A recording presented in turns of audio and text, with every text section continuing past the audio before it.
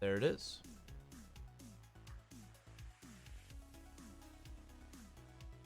There it is, dude. Okay. So, the server meshing panel.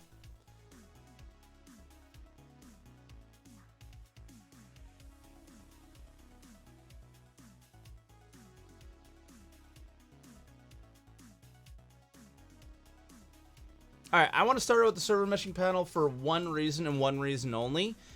It was the first thing that showed up on the list of YouTube. So get your popcorn out.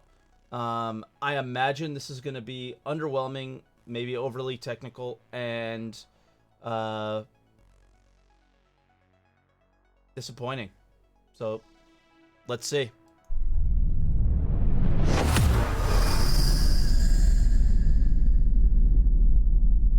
A recruitment video? The concept of server, which has been ingrained since the beginning, has changed to become a mesh of servers. So how do we solve this? The answer should be simple.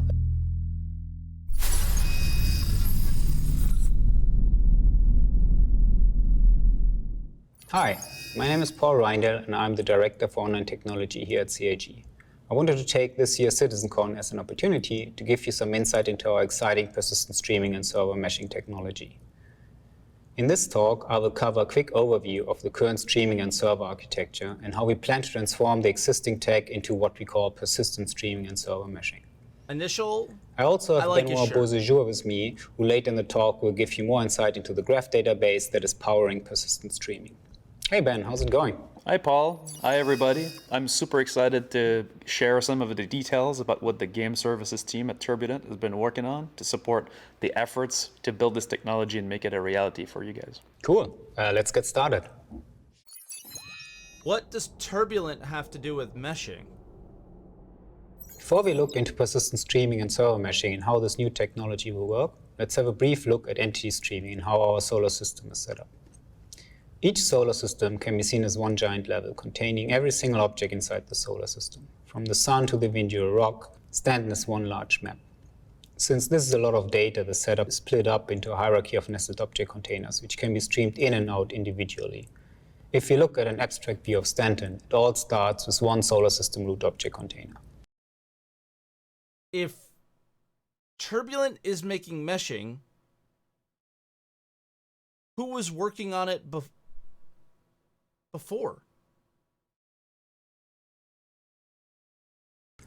This Where's object Clive? container contains the sun, the planets, and the moons around each planet. Hey, Morph. Each of those locations then has its own object container, and if you take a closer look at a moon, you will find the entities placed around the moon inside this object container. For example, a space station orbiting the moon. This setup keeps repeating. The space station could be set up via multiple rooms, each defined by its own object container. Additionally to the static hierarchy of object containers, there are also all the dynamic entities which bring the universe to life. NPCs, an interactive vending machine, and of course players and spaceships. Most of these entities are made of a hierarchy as well. For example, a player has his body, an undersuit, and armor attached to it, and they are all child entities of the player. The streaming system treats these mini hierarchies as streaming groups to make sure that an object like a spaceship is always streamed in as one unit. Loading the entirety of Stanton into memory and simulating every single entity would be very expensive, especially on the client, but also on a single server. Okay. So that's the basics, all the stuff that we already know. That's why we developed entity bind culling and object container streaming, which allows us to stream object containers and streaming groups individually. When the game server starts, all entities and object containers within the solar system are loaded into local memory of that game server. These entities are not streamed in, we just store the initial state in server memory. When a player connects, we create a so-called streaming bubble around that player, and object containers as well as streaming groups that are visible from the player's point of view are considered inside this bubble. Yes. The player flying at Idris. Yes, that's right.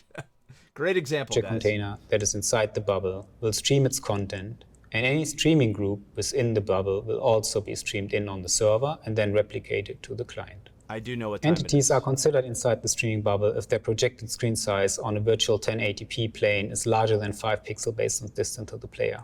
So while a large object like a moon, will be considered inside the bubble from far away, a small object like a ship will only be considered inside when it's much closer to the player.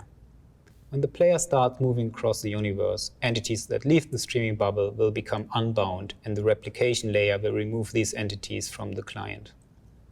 Entities that enter the streaming bubble will get bound to the client, which causes the network layer to replicate these entities to the client, effectively streaming them in. We call this technique entity bind culling because streaming on the client is driven by the network layer, binding and unbinding entities. If entities are not in any client streaming bubble, so no players in their vicinity, these entities are also streamed out on the server. They go back into a dormant state where they are not simulated. To date, this was the single best performance improvement we ever had with Star Citizen. In my opinion, to date, this was what they did, and I guess improved on over time, when they dropped the first planet, Hurston, and we got insane improvements to frames, and then they just started shoving more and more and more stuff into the servers until we just couldn't anymore.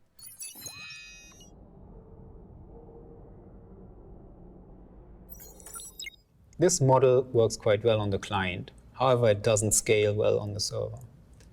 While we do stream entities on the server with no players close to them, a poor distribution of players will cause the DGS to load most entities, and the more clients we try to match to a given game server, the likelihood of a player being at every single location increases. And this is why server-side OCS was never going to work. Streaming.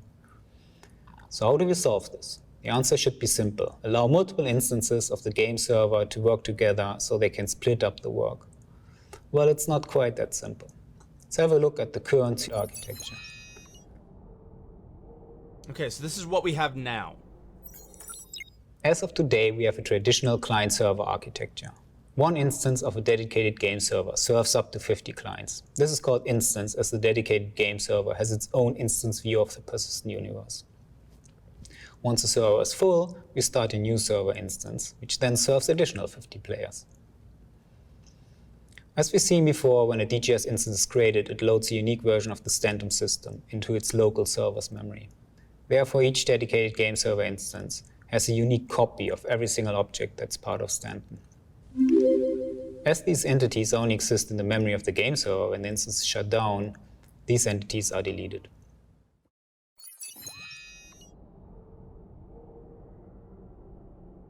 Okay. The goal of server meshing is to allow multiple DGS instances to work together and divide. I think that, like, he doesn't really say what the problem with that is, and that's that just, like, we're all playing on random server instances that have no real persistence, and there's no impact on, first off, we're not playing together. Second, there's, like, just no impact on the world. You're just kind of... You ever watch Westworld? Like, you're literally an NPC in Westworld, where you wake up and it's like the same day over and over again. And it actually gets, like, incredibly boring and really stupid. Simulation cost between each server in the mesh. In the best case, we can scale this to infinity by adding more nodes to the mesh. As we saw earlier, each server node stores the state of entities locally. If we want to mesh these servers together, we need to find an efficient way to synchronize state between each server. With our current architecture, depending on the vision of the simulation and the overlap, this would require a lot of synchronization points between each node. It's an exponential problem, as in the worst case, each node would need to talk to each other node in the mesh, severely limiting our ability to scale it. To solve this issue, we are separating simulation and replication. Instead of just meshing multiple dedicated game servers together and have them synchronize state between each other, we are introducing a new layer called replication layer. The replication layer has two major functions. It holds the state of every entity in memory and replicates the state to clients, but also to server nodes. Okay. I said server nodes because in this setup, the traditional dedicated game server becomes a game server node. This server node connects to the replication layer, very similar to a client, and only a subset of entities are replicated to that server node. Replication to server nodes is controlled by the network bind culling algorithm that we saw earlier, and is driven by stream. That's the entity graph that they've been talking about on the roadmap, and I think the roadmap, but definitely the monthly report. I think. Streaming bubbles, and it works very similar to how it works on clients. The server node has certain streaming bubbles assigned to it, which will cause the replication layer to replicate entities from these streaming bubbles to the server node.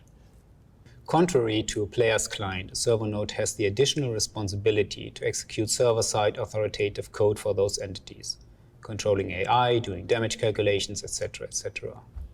The result of this simulation is then written back from the server node to the replication layer, and from there it is replicated to all connected clients and other server nodes.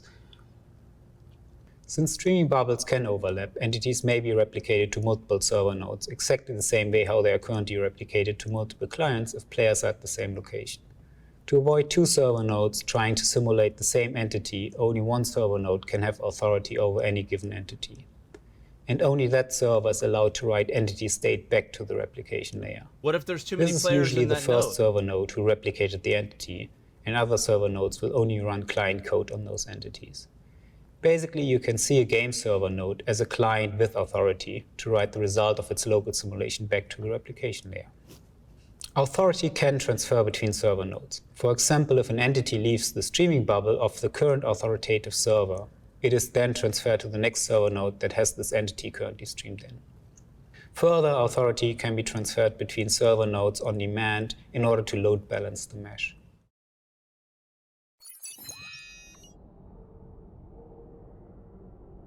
Whales are powering the Matrix. Since we now mesh multiple server instances together to simulate a shared state of the universe, we no longer call this instance, but instead we call it shard. That's fucking interesting, A shard man. is still That's a fucking unique version of interesting. the universe, and we still have multiple shards running in parallel. However, the server mesh will lift our current hard limit of 50 players, and it will enable us to steadily increase the number of players we can support within one shard. It will take some time, and in our first version of server meshing, we will still have a very similar situation as we have today, with quite a few shards running in parallel. However, this technology is going to enable us to start scaling the universe to become a true MMO experience. There are some fundamental differences between a shard and an instance, and for this we need to take a closer look at the replication layer and talk a little bit about persistent streaming. Previously, the entity state was held entirely in memory on the dedicated game server. And besides some selected persistent player items, all that state would be lost when the servers shut down or crashed. The replication layer is fundamentally different, as the entire state of the universe is stored within a graph database. We call this entity graph, and it's an evolution of the original iCache. When we create a new shard, the initial entity state of the universe is seeded into this database. This happens offline before we let player join the shard. When the shard comes online, the replication mesh caches the state from the entity graph. As player connect to the shard and as we start to spin up new server nodes, simulation begins and alter the state of the universe. The replication layer does not only replicate these state changes to connect players and server nodes, it also replicates the state into the entity graph. Since the entity graph is a persistent database, the state of the shard is never lost, and even if the shard is shut down, the state persists and can be resumed at a later time. Okay. Benoit is going to show you some more technical details about the entity graph. Thank you, Paul. Get So ready that's for a what deep Turbulent dive is into the making. entity graph persistence database. Yeah, this should dodge 30Ks. The entity graph is our approach to persisting the game world. This is fundamentally different to what is happening today in the game, where only items you own are actually stored. Our objective is to be able to save the state of the replication layer, which includes all entities in a given universe shard, in order to provide a truly persistent world, where actions you take as a player can influence environments in the game world permanently. The entity graph, as the name implies, stores game data as a graph. This representation is native for the game engine because it is how internally those data structures the game uses are addressed and manipulated. Using a graph also has several advantages. We're basically storing and retrieving from a gigantic indexed list of nodes and edges, and those edges between those nodes are optimized in a sharded database. But in order to properly explain the system, we must first view the game world as the game engine sees it. Game objects are constructed of several game entities linked together in hierarchical structure. You can picture this as a tree, which is a specialized kind of graph. This is how the game engine holds and simulates the elements on screen as it is running the simulation. In a server meshing world, this is also how... I feel like they should be showing that tree right now because I'm starting to get a little confused. I don't know about you guys, but it's starting to like get a little bit too high in like big brain stuff, and I'm starting to get lost a little bit. Replicants hold the entities in memory for each of their assigned territories. For example, a ship is made up of several entities that make up different parts of the entire playable vehicle. Each part is parented to another entity until the root of the ship is reached. Each of these entity nodes holds properties with regard to what the entity represents in the game. The class of object program. it is, the item type, its legal owner, orientation, and of course its very precise physical location within the game world. Each edge in our graph qualifies the relationship to the parent. In the case of a vehicle, our edges store properties that tell the system which port is being used to attach the entity into the parent and what kind of attachment it is. An item port attachment, a zone attachment, many others. In a constellation, for example, the different major sections of the hull are entity nodes with edges to the ship root. We call this small graph of item an aggregate because it is a whole movable unit. The ship root in this case is called the aggregate root because it sits at the top of a logical object. You can think of what you normally call an item as an aggregate, with the aggregate root being the actual item you're talking about. That's For just example, one to a first-person P52. weapon with attached scope, mag clips, and laser sights is a small hierarchy of entities. We distinguish the aggregate roots from other nodes by giving it a label. Labels allow us to distinguish and rapidly look up and find nodes of a specific type, either when we retrieve parts of the graph or when we look up specific nodes. Those labels exist to allow correct reversal of the graph data when we query for specific things in the game world. Other labels include streaming groups, universe root, star system root. This allows us to really look up and index those types. But the tree depth doesn't stop there. Additional information is required for a fully Where's the functional coffee ship. cup? The insides of each of those structural entities have to be fleshed out. Object containers are the building blocks of how space division is achieved, which aggregates and what part of the hierarchy they're in. In fact, most major areas of ships are represented as OC entities attached to the ship root or another OC. The shape of this data actually takes in reality is driven by designers. Of course, then, each of those object containers also contain entity hierarchies as well, expanding to have the common static and dynamic entities you're used to playing with, like elevators, beds, guns, seats, gimbals, and others. Okay.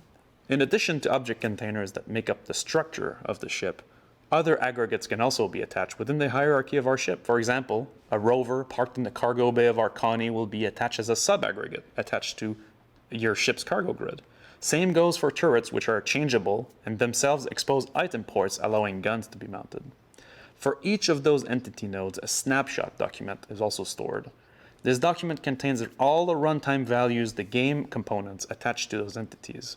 This data is the dynamic part of the model where game developers can persist variables on any entity in the game world according to the rules of a game component. For example, damage state and health data are stored within the snapshot document of those ship entities. Storing and retrieving data in graph form really have some awesome properties. Okay. It's a native structure to the game engine, so it gets loaded rapidly. It's very simple and effective to serialize and transport because it's just a list of nodes and edges. Nice. There are optimized databases that we can use that allow us to fetch entities recursively in a traversal rapidly, and the data set can be sharded across multiple database instances reliably. One key element here and one big advantage of having a graph data is also that we can reduce writes. That's fucking interesting, man. That's fucking interesting. In order to reduce that, all the hierarchical changes that we need to do can be minimized. For example, if we want to detach mutation command will detach an entity from the hierarchy. In this case, a single edge must be erased, which is a very inexpensive operation. A nice side effect of this is also that it's the same operation whether we're detaching a single entity or an entire aggregate. I assume this is when the rover explodes and dies and disappears? In both cases, the single edge must be erased in order to perform the detach. Rolling away in your stowed rover, detaching a gun from a replacement or for a replacement, or selling a turret becomes really a cheap operation to persist. That is good because that happens very frequently. Compared to a columnar approach where index columns must be maintained for every write, linking all objects to the aggregate root, this is really a great performance improvement. The same properties apply with the attach command, which will only have to create a single edge when rejoining items to the hierarchy, be it via attachment or parking another vehicle on a docking hub. The attach and detach commands are two of the many semantic commands that the Entity Graph API proposes, allowing to express a mutation to the graph. Okay, so you said they're optimized databases that we can use, so they're not deving their own. So what is Turbulent actually doing? Excuse me. They're... I assume... A lot of it's a hoax. It's a hoax. I mean, it's a money-making industry, okay? I assume they're the ones who are going through and making sure every single item can be added to the database, would be my guess. Right? Like, all of the items in the game have to be structured to make it happen. And then I assume that they're making that, that program visually work for them. I have no idea, but... Graph. You gotta remember, every item has Another to example work of the different commands are this. create, possess, transfer, stack, unstack, change location, change snapshot, bury, stow, and unstow. And they're the One people important who change, in addition, make that the comes about platform. with the entity graph is also how mutations are applied to the database. Each mutation is composed of multiple commands which are executed in sequence, but committed transactionally to the database. They either succeed together or fail and roll back together. This ensures that the changes to the graph are always consistent and no lost writes or errors can cause data corruption. Crazy. For example, a mutation consisting of detach, transfer, and an attach commands would succeed only if all three commands are applied successfully. The system retrieves a constant ordered streams of mutation from the replicant scribes that are part of the replication layer and are enqueued in durable queues to ensure that no message is lost even if the service is unavailable or paused. It's important. Okay, so this is the first video that I've watched of all of Citizencon, and it's already meeting my expectations. Too much game dev talk and not enough. How does this affect me as the player? How, when, why? Like, these are the things that need to be communicated, and I feel like CIG needs to understand that like 99% of their fan base doesn't give a shit about game development and just wants to understand, like, through the game development information when they actually get to use this shit. Important to understand that the graph does not only cover your ships like, and items, holy but crap, the man. entire game world is made of this way. Your ship is actually attached to the zone host location you travel in. Your playing character is attached to your ship seat when you are piloting it, just like planets are attached to their star system routes.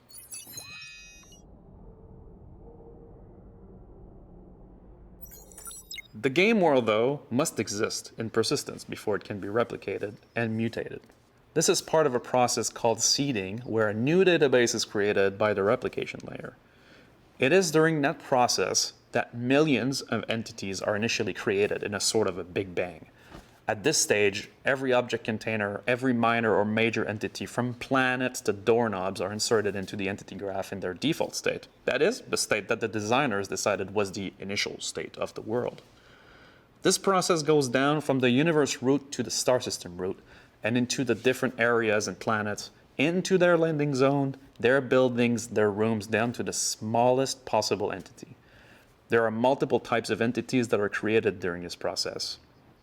First are unstreamable entities, which make up the skeleton of the universe. Those are entities you do not get to see, but are part of and always present on every worker node in the mesh. It is by looking up unstreamable entities that the game world is able to stream in the other types of entities into your client and into the server mesh. It is from those entities that others' entities bloom.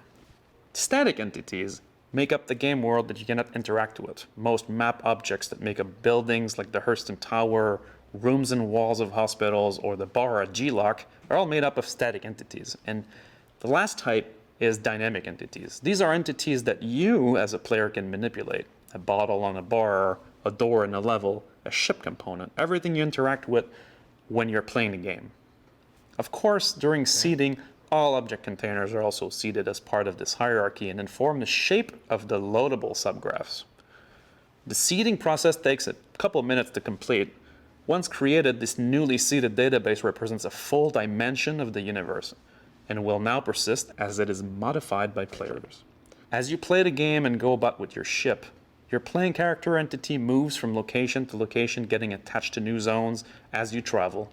Your player aggregate is itself part of the Django graph, and your location and state are persisted by the replication layer scribes to the entity graph of your given territory. When you interact with dynamic objects and their properties change, the state of that entity will not persist until this instance of the database is undeployed.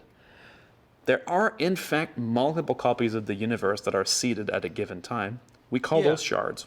Each shard is a unique copy of the game world, complete with all of its entities and unique states.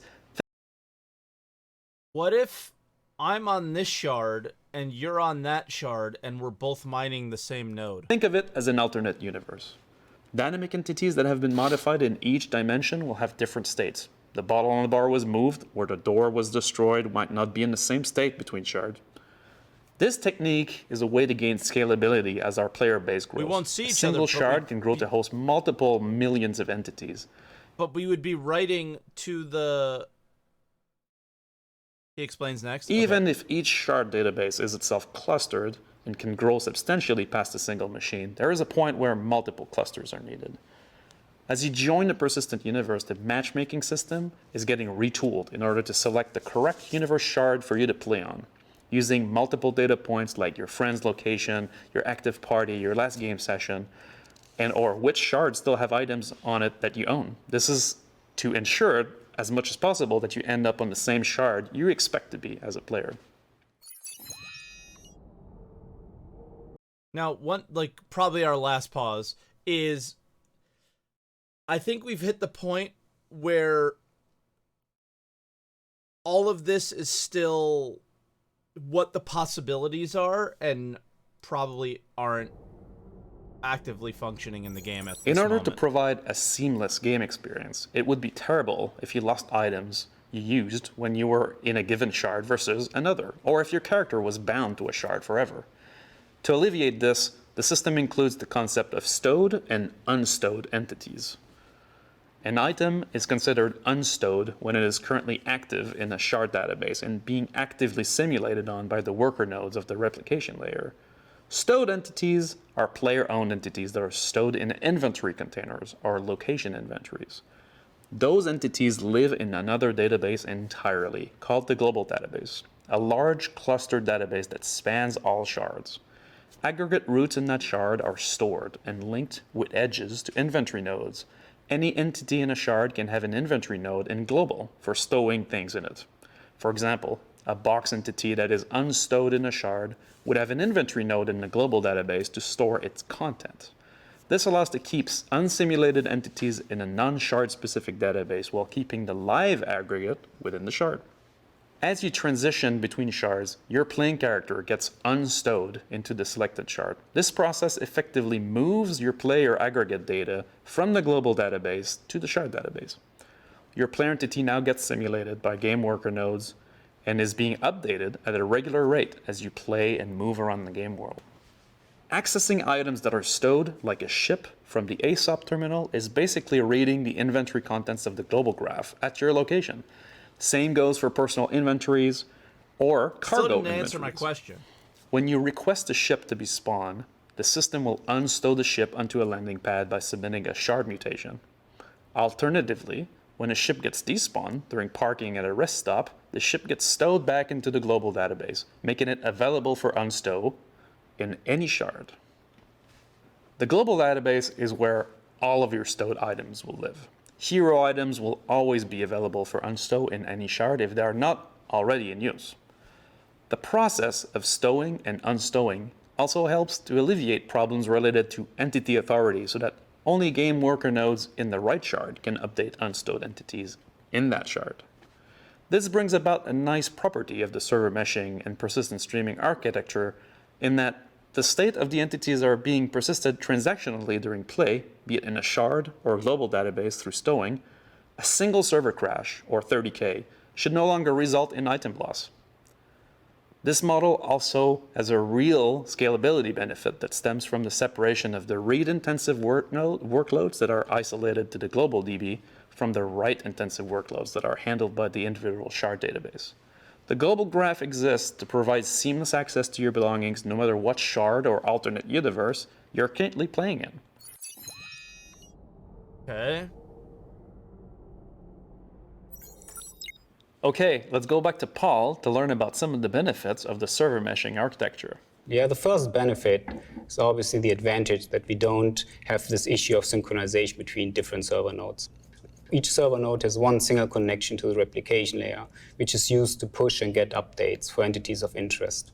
The second advantage is that the same streaming and replication logic that we already use for clients can be applied to servers, and that server nodes will only stream in a small area, which will greatly increase performance. It also allows us to increase resilience down the road. As long as a client is connected to the replication layer, the client stays connected even if the server node crashes. In this case, the simulation for an entity may be stopped for a moment, but as soon as a new server comes online, the simulation will just continue. While the underlying tech is close to completion, there are some upcoming challenges that we need to solve before we can give that into your hands. Okay, this is like the first version info. of this technology will contain a static server mesh. Instead of the fully dynamic mesh that we saw earlier, the static mesh assigns server nodes to predefined sections of the solar system. This will reduce the amount of authority transfer that game code has to address in this first release. There will also be a lot of challenges for the game services and game feature teams. Or maybe Benoit can give a little bit more. Yeah, there are many parts of the game that are affected by this new server meshing architecture. So any gameplay features that has to rely on the concept of a server, right? Currently, when you connect to a game server, we know what match you're in. So to send messages and update to that server, we simply locate your active match and then send those messages out there. That concept needs to change because we now have a mesh to deal with. And so there are multiple game servers that need to receive this information. They need to be able to subscribe dynamically to it or unsubscribe dynamically to players transitioning Like and through subscribe, them. guys. So you can imagine that this will affect things like missions that currently are spawned locally on the game server. These now need to be spawned globally within the shard and also persist their state. So all services that are attached to missions, whether it's the quantum system in the back end or the quasar tools, need to now know about the concept of a shard. This also goes deep into like things that are mechanical, like getting global chat to work on a server. That concept now needs to be extended to the shard, where this will probably push us to implement this as a location-based chat, for example. And so many teams in the company now need to change their feature to take into account the meshing technology that's behind it, because the concept of server, which has been ingrained since the beginning, has changed to become a mesh of servers. Yeah, exactly. So I also want to shout out to the network team who's working on the replication layer and the bind culling, as well as the persistent tech team who's working on the entity and object container streaming. And as Benoit said, also all the other teams that work on gameplay features or gameplay services that are affected by this new technology. There are a lot of devs working on this, and we are very excited to push on this new technology. Thank you for your time. When? What?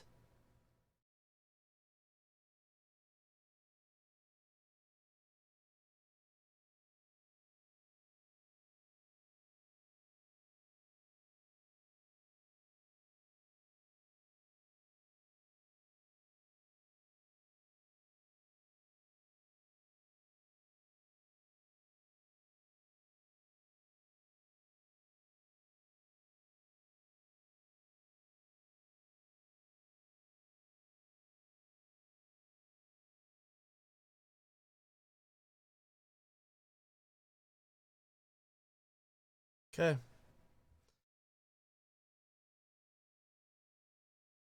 Like it's great hearing all the technical details and what it could do, but I basically just watched a video from 2015.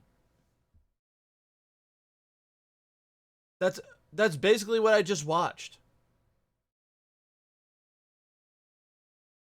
I could have watched this in 2015 and had the same amount of information that I did then that I do now. as like a normal person who plays video games. A lot of it's a hoax. It's a hoax. I mean, it's a money-making industry, okay? Like, wow.